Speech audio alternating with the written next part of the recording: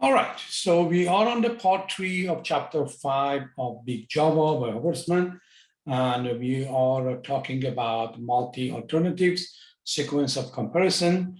So we already learned about if statement, we learned about string. Okay, so we are talking about having multiple if statements. So it's going to be a complex decisions. We have more than one statement, one decision to make. So in this case, we are checking for the earthquake. If it's greater than 8, most structure fail. If it's greater than or equal 7, many buildings destroyed. If it's greater than 6, many buildings considerably damaged, some collapse. If it's greater than 4.5, damage to poorly constructed buildings. And if it's less than that, most likely nothing is going to happen.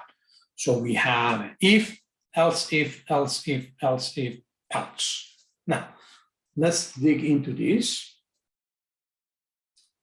So sometimes when we are reading some problems and then we want to write our statements, we are adding some extra condition.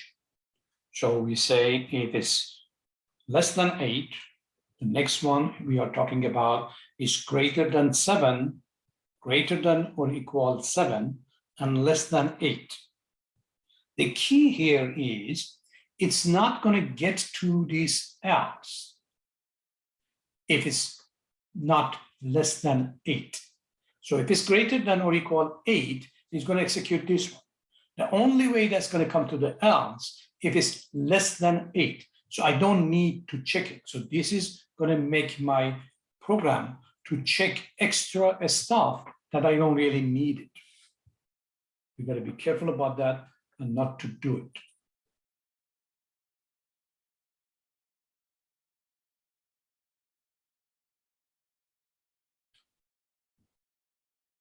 So only one of them is going to be true. It doesn't go through all of them. It's going to be only one. So if the first one is false, it's going to check the second one. If the second one is false, it's going to check the third one. Because we have else if, it's going to check, it's going to start from the first one and it's going to go down.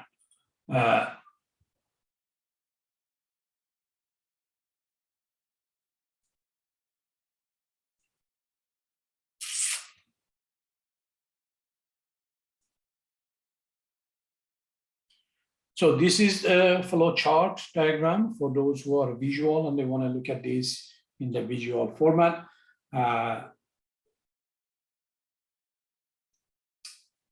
Now, if we put this one upside down, it's not going to work. So we have to be careful about how we are constructing our if-else statements. So we are checking to see if it's greater than 4.5. So if it's, let's say, 6.5, yes, it's going to be greater than this.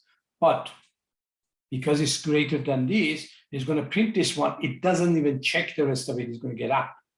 Because we have else, if the first one is true, it's not going to check the next one. So even though we think it's going to check for 6.5, it does not.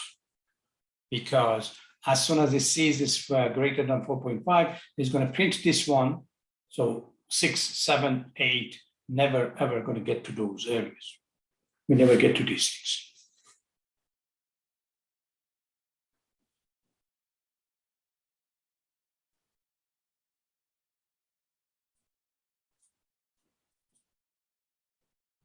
All right, so there is another way that some people do it. And this way, we are checking if. We don't have any else. That means even if the first one is correct, we are checking every single one of them. So let's say that the first one is correct. I don't need to check the rest of them. If it's greater than 8, I don't need to check greater than 7. Yes, it is greater than 7 because it was greater than 8. I don't need to check the greater than 6. So this is going to be basically printing all of this if it's 8. Because if it's greater than 8, of course it's greater than 7, of course it's greater than 6, of course it's greater, so it's going to print all of them.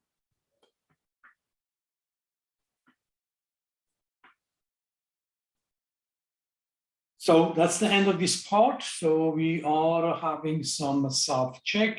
Again, put a pause on this, think about it, write it down, and then we discuss about it. And maybe you want to run it by one of your classmates to be sure you guys have the correct answer. And if you have any discrepancy, we can talk about it. So we have a game. The score players A and B are stored in variables score A and B, assuming the player with the larger score wins, right? If, else, if, else, if, else. So we're gonna have if, else, if, and else. We wanna have else at the end, so in case the other conditions were not correct, what are we gonna do? So the first one is not correct, the second one is not correct, what are we gonna do? So if it's the first condition is correct, we're gonna say A won. You can put some names on it if you want. If the first one fails and the second one compares, then we're gonna say B won. And if neither one of them, that means the game is tied. So number 14, write a conditional statement with 3 branches that sets S to 1 if X is positive, to -1 if X is negative, and to 0 if X is 0. So we're going to be checking on this one.